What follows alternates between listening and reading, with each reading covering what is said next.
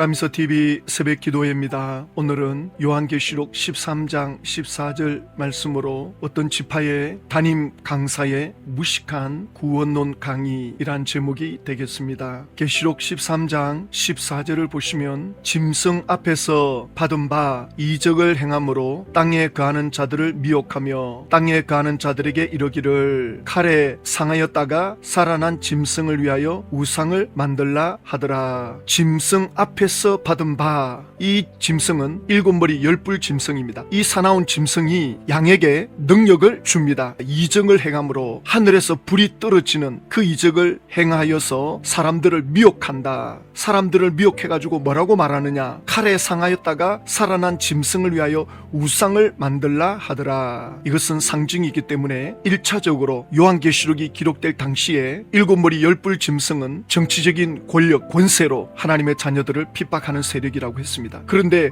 그 짐승이 땅에서 일어난 양에게 능력을 또 주어가지고 그 양이 이적을 보이면서 하는 말이 짐승을 위하여 우상을 만들라. 이 양은 우상을 숭배하게끔 하는 거죠. 그래서 지금 용처럼 말하는 이 거짓 선지자, 양처럼 보이는 이 짐승이 그 당시 어떤 우상을 만드느냐, 칼에 상하였다가 살아난 짐승을 위하여. 로마 황제 중에 칼에 죽은 네로 황제가 있습니다. 네로 황제가 칼에 맞아 죽었다는 말도 있고 칼에 스스로 자결했다는 설도 있고, 네로 황제의 죽음이 미지수예요. 그래서 네로 황제가 다시 살아났다, 네로 황제가 다시 역사하고 있다. 그래서 네로 황제 때부터 본격적으로 기독교가 핍박을 받게 되었습니다. 그런데 도미티안 황제 때 와가지고는 살아있는 황제를 신격화하는 이런 일들이 초기 기독교에 있었습니다. 이걸 지금 사도 요한이 상징적으로 말하고 있는데, 그 당시 요한계시록을 읽던 사람들은 이게 지금 뭘 말하는구나, 누구를 말하는구나, 그들은 알고 있었던 것입니다. 그렇지만 이 사탄이 그때만 역사한 것이 아니라 지금 또 정치적인 세력들, 종교적인 교주들을 일으켜가지고는 사람을 신격화하는, 그래서 예수님을 믿지 못하게 하는 이런 역사가 2000년 전부터 지금까지, 또 예수님 재림할 때까지 이 적그리스도의 역사가 있을 거란 말입니다. 자, 이런데 이 14절 말씀을 바돌로메 지파장은 이렇게 설명합니다. 그럼 짐승이 만든 우상은 무엇이겠습니까? 우상은 멸망자들이 세운 거짓 목자들입니다. 땅 짐승이 우상을 세웠다고 하는 예언도 오늘날 이루어졌습니다. 실상으로는 목사 안수받은 장막 성전의 전도사 17명이 되겠습니다. 당시 장막에 들어온 짐승 같은 목자들이 장막 출신의 전도사 중 신학교도 가지 않고 졸업도 하지 않은 자 17명을 안수 한 번으로 목사로 세웠습니다. 이렇게 안수 한 번으로 신학교를 졸업하지도 않은 사람이 목사가 된다면 신학교가 무슨 필요가 있겠습니까? 그러니 이 사건을 통해 멸망자들이 세상보다도 더 부패했다는 것을 알 수 있습니다. 그들은 본래 장막 성전의 전도사였으나 이제는 멸망자와 하나가 되어 장막 성도들의 영을 죽이는 우상과 같은 존재가 되었던 것입니다. 우상은 멸망자들이 세운 거짓 목자들입니다. 그럼 멸망자들이 누구냐? 청지기 교육원의 7사자. 청지기 교육원의 7사자가 장막 성전에 들어와가지고 17명의 전도사를 목사로 세웠다. 바로 이것이 거짓 목자들이다. 이게 바로 우상이다. 아니, 요한계시록 14절에는 우상은 단수로 나오는데 여기는 지금 복수로 말하고 있습니다. 이렇게 억지로 끼워 맞춥니다. 보십시오. 칼에 상하였다가 살아난 짐승을 위하여 우상을 만들라 그러잖아요. 칼에 상하였다가 살아난 짐승이 청지기 교육원의 대표가 되는 탁승환, 이 사람이 그 회장 자리에서 물러났다가 다시 회장 자리에 회복되니까 사람들이 환호를 하고 그 내용 우리가 했잖아요. 그러니까 그 탁승환을 위해서 이 17명의 전도사 중에 한 명이 우상을 만들어야 되는 거예요. 지금 그 내용인데 지금 엉뚱한 소리 하고 있습니다. 이 초주라는 사람이 칼에 찔렸다가 살아난 탁승환을 우상으로 만들었다. 그러면 이 초주 씨가 탁승환 씨를 위하여 만들었다고 하는 우상이 있어야 될 거 아닙니까? 이 초주 씨가 탁승환 씨를 우상시했다는 글이나 사진이나 보여주라고요.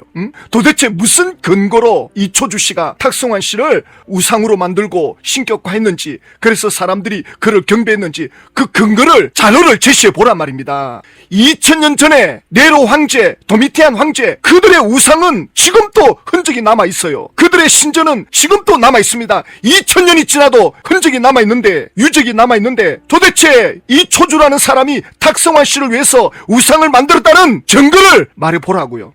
억지로 이렇게 끼워 맞추는 이런 거를 성경이라고 가르치고 있으니 이거 정말 이거 화가 안 납니까? 이거 마귀 역사인데 이 대놓고 귀신이 역사하는 게 보이는데. 그리고 또 이렇게 말합니다. 장막 출신인 전도사 중 신학교도 가지 않고 졸업도 하지 않은 자 17명을 안수 한 분으로 목사를 세웠습니다. 그러니까 신학교 안 간 17명의 전도사를 목사 안수 세웠다고 우상이라는 거죠. 신학교 안 갔다고 목사 세웠다고 그들이 우상이란 말입니까? 그러니까 목사가 뭔지도 몰라요. 목사 제도가 어떻게 시작됐는지도 모르는 이 바돌로메 지파장. 성경대로 한다는 신천지가 그러면 강사라는 직책이 성경에 어디 나옵니까? 목사라는 직책은 최소한 성경에 나옵니다. 에베소서 4장 11절. 그가 어떤 사람은 사도로, 어떤 사람은 선지자로, 어떤 사람은 복음 전하는 자로, 어떤 사람은 목사와 교사로 삼으셨으니 예수님께서 예수님의 몸된 교회를 위해서 친히 하나님의 일꾼을 세웁니다. 신약 성경 입장에서 볼 때는 예수님을 직접 경험한, 예수님을 체험한 그들이 사도입니다. 보내심을 받은 자. 또 선지자는 미래를 예언하는 그런 사람들이 선지자가 되죠. 그러니까 예수님이 교회 안에 이런 사람들을 세운다는 거예요. 또 어떤 사람은 복음 전하는 자로, 이 사람들은 전도자, 선교사도 되겠죠. 또 어떤 사람은 목사는 목양입니다. 양을 돌보는 그런 은사적 사람이고, 교사는 잘 가르치는 사람입니다. 이걸 누가 세우느냐? 예수님이 세우시는데, 그러면 에베소 교회 안에 이런 사람들이 있었거든요. 초기 기독교 교회 안에 이런 사람들이 세워졌는데 이 사람들이 신학교로 간단 말입니다.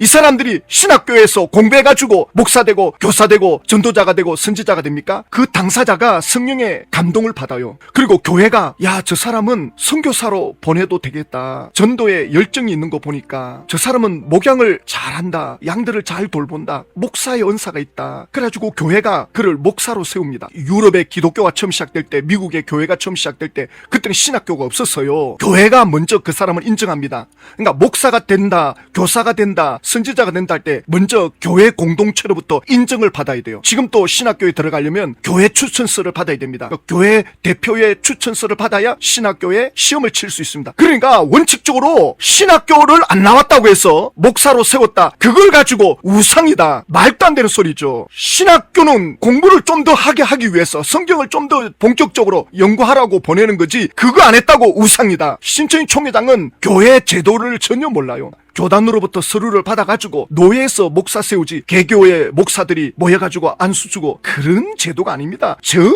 지금 목사 제도도 모르는 신천 총회장입니다. 그래가지고 지난번 법정에 나온 오평우 씨가 홍 변호사님으로부터 이 17명의 목사 안수 받은 질의를 받게 되잖아요. 1981년 9월 20일 목사 임직식이 있었던 것이죠? 예, 그 중앙로에서 있었습니다. 네, 증인도 거기 참석하셨죠? 제가 그 주관자니까. 자, 목사 임직식은 당초 장막성전에 있던 막계리서 했습니까? 아니면 문헌리로 옮겨서 했습니까? 문헌리로 옮겨갖고 그 이삭 중앙교회에서 했습니다. 문헌리에 옮겨서 했다는 얘기고요. 장막성전 안에 있는 목회자들, 소위 말 전도사들, 그런 분들을 제가 이제 제 신학 대학에 다 입학을 시켜갖고 교육을 시켰고, 예. 그다음에 노예에서 다 교육을 받고, 그다음에 고시 패스해가지고 목사 안수식을 했습니다. 신천지에서 주장하기를 돈을 받고 자격이 안 되는 자들에게 목사 안수를 준 사실이 있다라고 얘기하는데 어떻습니까? 전혀 그 거짓말입니다. 자격도 안 되는 사람에게 돈 받고 목사 안수를 준 사실은 없다. 그런 기독교에서 그런 일은 없습니다. 예. 계시록 13장 14절을 장막 성전에 17명의 목사 안수 받은 그걸로 끼워 맞추는 거는 정말 이거는 무지한 겁니다. 멸망의 길로 가는 겁니다. 지금 지파 안에서 어떤 담임 강사가 일주일 전에 가르친 구원에 대한 내용인데 한번 들어보십시오. 하늘에 마지막으로 세워진 그 해달별, 그곳이 바로 장막성전 아니겠습니까? 그들이 하늘에서 떨어졌다라고 하는 것은 2000년 기독교 세계가 끝나는 것과 다를 바 없는 것이고, 이 일은 전 기독교 세계에 큰 획이 그어지는 그러한 시대가 되는 겁니다. 이와 같이 어린 양의 피와 증거하는 말로 싸워 이겼기 때문에 하나님의 나라도 있게 된 것이고 구원도 있게 된 겁니다. 아멘. 하나님의 나라가 드디어 이제 열려지게 되는 것은, 그래서 일곱째 나팔이 부러짐으로써 세상 나라가, 하나님의 나라가 열리게 됨으로써 하나님의 구원도 있게 되었다라고 하는 거죠. 아멘. 그러니까 그 이전에는 하나님의 나라도 없고 구원도 없다라는 말이 맞는 것이죠. 이러한 시대임에도 불구하고 아직도 내가 구원받았다, 그냥 내가 하나님 믿으면은 천국 가겠지라고 하는 것은 굉장히 잘못된 착각인 것이죠. 과천의 장막 성전이 잘못된 것이 어떻게 기독교 2000년 역사가 끝나는 겁니까? 이건 정말 미친 소리입니다. 과천의 장막 성전에 모여들었던 그 7명, 그들은 호생 기도원에서 빠져나온 사람들이고, 호생 기도원은 신비주의자들, 이단 사이비에 있다가 나온 7명이 과천에 모여가지고 우리가 이 시대에 하나님께로부터 계시받자, 그래가지고 계시받았다고 하는 것이 1969년도 11월 1일 세상은 불바다 된다, 장막 성전 신도 14만 4천만 살아남는다, 그래가지고 사람들을 3년에 걸쳐서 끌어모았는데 이것이 어찌 예수님께로부터 받은 계시입니까? 어찌 이것이 하나님이 택한 선민이란 말입니까? 귀신의 영을 받은 건데 무슨 근거로 장막성전이 무너진 것이 기독교 2000년이 끝난 겁니까? 왜 이걸 기독교 2000년과 끼워 맞춥니까? 무슨 근거로? 우리 개신교는 장막성전의 사람들을 전혀 모르는데 성지교회관의 목사들도 모르는데 왜 이걸 우리 개신교와 연결시킵니까? 그리고 장막성전이 왜 무너졌는데 곧 불바다 된다 해놓고 안 되니까 고소 고발이 난무하고 신천지 총회장도 유재열 씨를 1975년도에 고소해가지고 감옥에 집어넣었잖아요. 아니 장막성전 무너진 것이 왜 기독교가 무너진 겁니까? 뒷골목에 양아치들이 사온 거 가지고 세계 3차 대전이 일어났다는 식으로 말하는 거 똑같죠. 이게 어찌 단임 강사라고 사람들을 모아놓고 전부 바보 만들고 어린 양의 피와 정가는 말로 싸워 이겼기 때문에 하나님의 나라도 있게 된 것이고 구원도 있게 된 것입니다. 어린 양과 정가는 말로 이게 계시록 12장 11절에 나오거든요. 이 지파의 단임 강사가 이렇게 가르쳐요. 11절을 이야기하면서 또 우리 형제들이 어린 양의 피와 자기들이 정언하는 말씀으로서 그를 이겼으니 그들은 죽기까지 자기들의 생명을 아끼지 아니하였도다. 장막성전에 들어온 청지기 교육은 오평호 목사와 싸워 이겼다는니다. 교리 토론으로 이겨가지고 하나님의 나라가 이루어졌다. 그래 이기기 위해서 어떻게 했느냐? 죽기까지 생명을 아끼지 않았다. 이 말씀을 가지고 순교 정신으로 순교할 각오로 이겼다. 이렇게 가르치거든요. 이 담임 강사가. 그러니까 11절 내용도 제대로 모르는 거예요. 이게 2000년 전 핍박받던 그 초기 기독교인들이 로마 황제로부터 박해를 받을 때 예수님의 그 십자가의 그 은혜와 예수님의 말씀을 어디까지 지켰느냐? 죽기까지 지켰다는 말이거든요. 즉 순교했다는 말입니다. 이게 죽었다는 말이거든요. 보십시오. 자기들의 생명을 아끼지 아니하였도다. 생명을 아끼지 아니했다는 말은 죽었다는 말입니다. 죽기까지 아끼지 않았다. 그건 죽었다는 뜻이거든요. 이게 순교자를 말하는데 이 담임 강사뿐만 아니라 모든 집사장들이 하나같이 신천지 총회장에게 배운 대로 가르친다고요. 순교를 각오하고 이겼답니다. 죽기를 각오하고 싸워 이겼답니다. 그게 아니고 이 사람들은 죽은 사람들입니다. 순교한 사람들입니다. 이 사람들이 청주의 교회원과 싸워가지고 이겼다. 그래가지고 어떻게 했냐? 신천지가 그래 이겨가지고 마귀를 이기고 용을 이기고 일곱째 나팔을 불었다는데 신천지가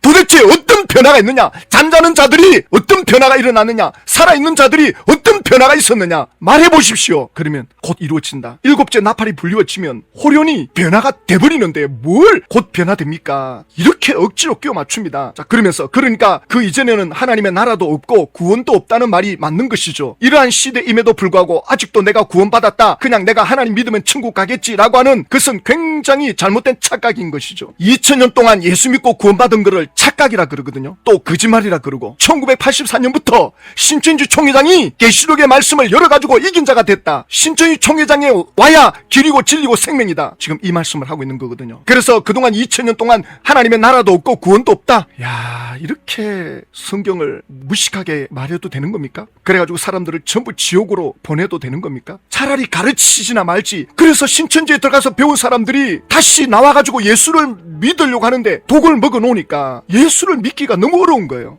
사도행전 28장 31절 사도행전 끝장 끝절에 사도 바울이 이렇게 결론 내립니다. 하나님의 나라를 전파하며 주 예수 그리스도에 관한 모든 것을 담대하게 거침없이 가르치더라. 이것이 그 다음 사람들에게 전해지고 그 다음 사람들에게 전해지고 하나님의 나라가 2000년 전부터 계속 전파되어 왔는데 2000년 동안 하나님의 나라도 없고 믿어도 구원이 없고 2000년 전부터 하나님의 나라와 예수 그리스도에 대한 복음이 전해져 왔는데 그건 다 거짓이고 신천지가 하나님의 나라가 열렸다. 일곱째 나팔이 불리워졌다. 그래가지고 변화된 게 뭐가 있습니까? 신천지가 그래가지고 구원이 이루어진 게 뭐가 있습니까? 하나님의 나라의 증거가 뭡니까? 고작 한다는 소리가 곧 육체 영생 들어간다. 천국이 내려온다. 40년 전부터 곧 내려온다. 곧 내려온다. 이번 연도에 내려올 거다. 뭐 심지어 어떤 사람은 뭐 몇 개월 안에 내려올 거다. 하나님의 나라라고 할 때 이 바실레이아 토우 데우스라는 이 하나님의 나라는 이 헬라어 시제를 보면 현재적 개념, 미래적 개념 두 가지를 동시에 가지고 있습니다. 하나님의 나라라고 말할 때 이 땅에서 누리는 하나님의 나라가 있고 또 죽음 이후에 가는 하나님의 나라 천국이 있습니다. 물론 예수님이 재림하면 그때는 완전한 완성된 하나님의 나라가 이루어지는 거죠. 그래서 로마서 14장 17절에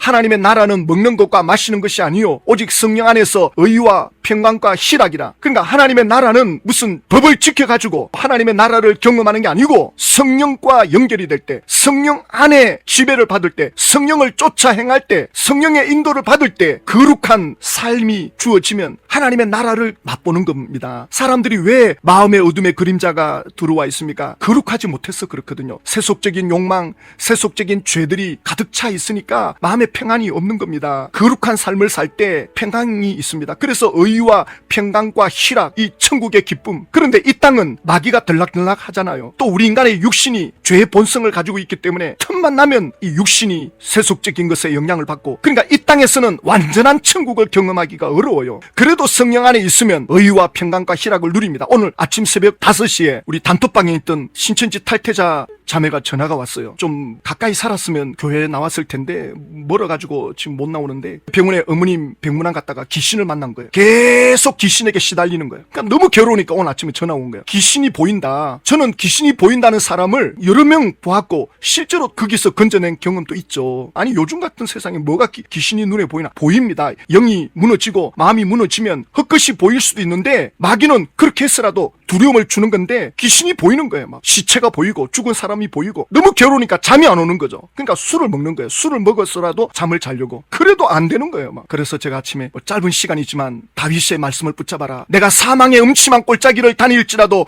해를 두려워하지 않는 것은 주께서 나와 함께 하심이라. 자매님 마음에 최소한의 예수 믿는 믿음이 있지 않느냐고. 가끔 교회를 나간다고 했으니까 믿음을 가져야 된다. 세상적인 방법으로 두려움을 이길 수 없다. 그래서 예수 이름으로 귀신을 내쫓는 기도를 해줬거든요. 어쨌든 마음에 평안을 얻고 잠을 자겠다 그러는데, 그러니까 성령 안에서 의와 평강을 누릴 때 이게 간접적인 천국을 경험하는 거라고요. 누가복음 11장 20절에 그러나 내가 만일 하나님의 손을 힘입어 귀신을 쫓아낸다면 하나님의 나라가 이미 너희에게 임하였느니라. 하나님의 나라의 그 영광스러움을 방해하는 이 사탄의 역사, 이 마귀가 쫓겨날 때 하나님의 나라를 경험하는 거죠. 마음의 평안과 마음의 희락을, 마음의 기쁨을, 마음의 은혜를 입을 수 있는 것, 이것이 하나님의 나라의 통치를 받는 거거든요. 그러니까 살아있을 때 이런 어둠의 영들이 떠나면서 하나님의 나라의 그 기쁨을, 은혜를 누릴 뿐만 아니라 누가복음 23장 42절 이르시되 예수여 당신의 나라가 임하실 때 나를 기억하소서. 예수님 십자가 운명하실 때 오른편에 우편 강도가 예수님 보고 당신의 나라에 임하실 때에, 예수님의 나라가 하나님의 나라입니다. 그러니까 죽음 이후에 가는 하나님의 나라.